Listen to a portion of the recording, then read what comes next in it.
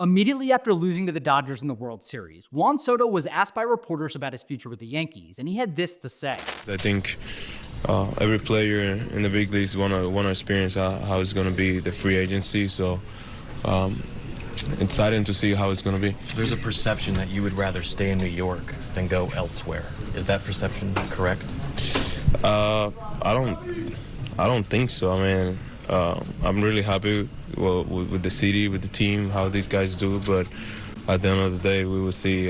We're gonna look at every situation, every offer that we get, and take a decision from there. This might seem like abnormal advice for someone who just played in a World Series, but it's pretty run-of-the-mill for a guy like Soto. Back in 2022, 24-year-old Juan Soto was offered a $440 million contract by the Washington Nationals. He had just won a World Series with the team a few years prior and was now being offered the richest contract in Major League Baseball history by more than $100 million. To any normal person, signing that contract would have been a no-brainer, and yet Juan Soto turned it down. While rumors started to leak that Soto was just young and greedy, we slowly started to learn that this decision wasn't entirely made by the 24-year-old superstar. Juan Soto's agent, Scott Boras, had quietly advised him that the Nationals weren't committed to winning, and if he continued to play well over the next few years, an even bigger contract would be coming his way. Crazy advice? Sure. But you want to know what's even crazier? Scott Boras was right. The Washington Nationals haven't finished above 500 since their World Series win in 2019, and Soto is now projected to sign a deal worth between $5 and $600 million this offseason. It's seemingly insane advice like this that has earned Boras the title of the most hated man in baseball. A former baseball player who topped out in Double-A back in 1977, Scott Boras went to law school before stumbling into baseball representation. Working as a pharmaceutical defense litigator, Boras was asked by a former teammate to help him with his contract.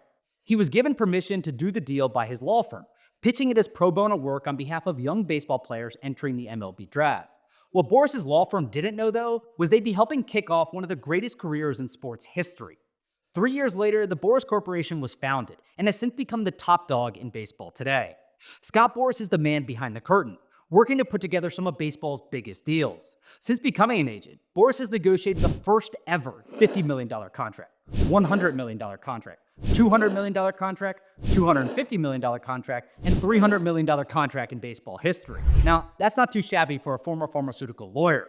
It's not just the record-breaking contracts either. His client list has racked up enough hardware to fill a gymnasium with a longtime MLB agent, or as he likes to call himself, a baseball attorney, representing 13 MVP winners, 11 Cy Young winners, and 4 Hall of Famers. Boras is certainly not a quiet personality, but his record as an agent speaks for itself. It's estimated that Scott Boras has negotiated nearly $10 billion in contracts for his clients, all of which are guaranteed. And Boras is so good that some believe he'll eventually be the first agent inducted into the Baseball Hall of Fame. You might be thinking to yourself, what makes Scott Boras such a good agent? Why do so many of the world's best players run to him when it's time to get paid? And what exactly does Boras do to make MLB teams lose sleep at night when he shows up on the other side of the negotiating table? Now, I could spend hours talking about his insane work ethic, attention to detail, and ability to see what others don't in the business of baseball. But those aren't qualities that automatically earn your clients hundreds of millions of dollars. Instead, Boras is known as a tough negotiator with an uncanny knack for finding any possible leverage or loophole, like if Sherlock Holmes ditches detective agency for a sports agency. Boras then uses these skills to his and his clients' advantage. Always on the cutting edge of technology, Scott Boras was one of the first MLB agents to start aggressively promoting analytics throughout the early 2000s, helping him create one of the most powerful tools in his arsenal, the free agency binder. The best example of this has to be Prince Fielder's free agent debut in 2011. The Milwaukee Brewers' first baseman had just completed yet another All-Star season, finishing third in NL MVP voting and wanted to secure a big deal before hitting 30 years old. So who did he call? Scott freaking Boras. In a move that would make Leslie Knope blush, Scott Boras put together a 73-page binder known as The Book. Inside this epic book, MLB executives found 9 different sections of Boras using statistics to showcase everything, from Fielder's home run power to his durability. The book was as convincing as it was comprehensive.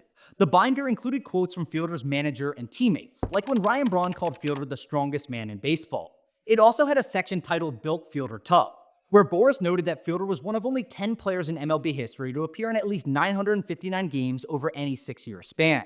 Within the projections section, unfortunately not titled Fielder of Dreams, Boras used statistical analysis to point out that Fielder was, at the time, on pace to join Jimmy Fox, Mickey Mantle, Eddie Matthews, Mel Ott, and Babe Ruth as one of just 6 players in MLB history with 400 home runs, 1,000 RBIs, and 1,000 walks at or before the age of 32. Over time, these binders have become less impactful as MLB teams have fully embraced analytics and now have fully staffed departments dedicated to the practice. In fact, a GM told ESPN that these binders are, quote, kind of like the Sports Illustrated swimsuit calendar. You look forward to it coming out each year, but you're not going to do anything about it. But every once in a while, one of Boras's binders will find its way to a team's owner, and they'll be so convinced that they'll override everyone in the organization to write a check and close the deal. Back in 2011, Boras told reporters, quote, "There was one instance where it proved to be a very, very important part of the team's consideration," going on to say that the owner looked through the binder and remarked, "Wow, I didn't know this guy was that good."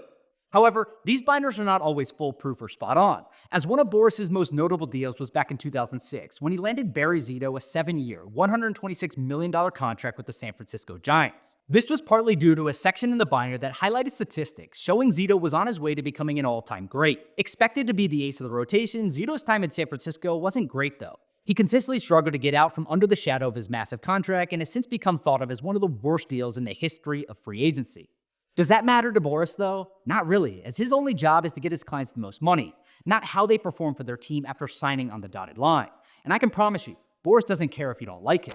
Early on, after I did my first couple arbitration cases, and I had my labor law professor aid me in the development of the advocacy for those cases, he said to me that if you continue on the path that you're headed here, and we had won our first couple cases, he goes, 95% of what's going to be said about you is going to be negative.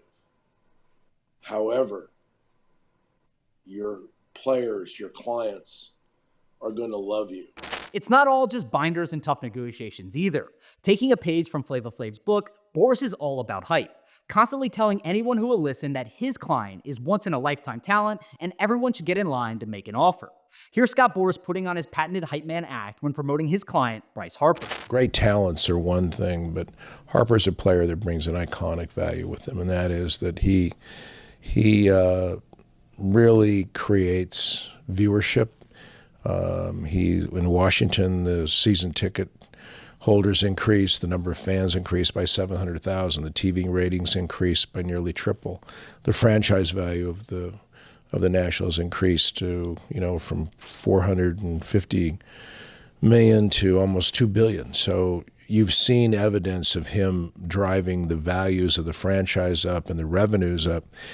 And those are all independent of your performance. Most players who are good players, they come in and perform well, but you don't see them taking and bringing the club revenues that are apart from performance. And that value is an extreme value to a franchise that 99% of the players don't possess, and that's why Bryce Harper is really kind of a different athlete, because he has that generational value to him. One of Scott Boras' most oft-repeated advice is for his players to not even bother negotiating with their current team, so they can increase their overall demand by hitting the open market. It's strategies like these that have made some MLB teams actually refuse to draft prospects represented by Boras because he's known to game the draft slotting system. For example, back in 1997, the Phillies selected J.D. Drew second overall. But when they only offered Drew a $3 million contract, Boras advised his client to spend a year playing independent baseball. And what do you know? 12 months later, Drew was drafted by the Cardinals as the 5th overall pick and was able to secure a $7 million contract. Clearly, that was some $1 million advice, or should I say, $4 million advice. Scott Boras isn't just a super agent either. He's a businessman, investing a ton of money in his clients by opening a marketing division dedicated to endorsement deals, and he even owns training facilities in California, Arizona, and Florida. Sure, these training facilities aren't raking in cash like all of Boras' other ventures, but they serve as a place for his clients to train during the offseason, and have served also as a resource for the integrity of Latin American players hoping to enter the big leagues, especially when it comes to the wrongful and rampant use of PEDs. While it might seem like Scott Boras is undefeated as an agent, he doesn't always get the win that he wants for his clients. In fact, Scott Boras' 2023 MLB offseason was particularly tough. Guys like Cody Bellinger, Jordan Montgomery, Blake Snell, and Matt Chapman all signed shorter deals than the long-term contracts they had held out for. But not even Scott Boras can bat 1,000. Which brings us back to Juan Soto. If history tells us anything, it's that there are actually 3 things that are certain in this world: death, taxes, and Scott Boras negotiating his client a record-breaking contract. Expect big things for Soto's next contract, and just know that his expected $600 million payday will be just another feather in the cap of Scott Boras.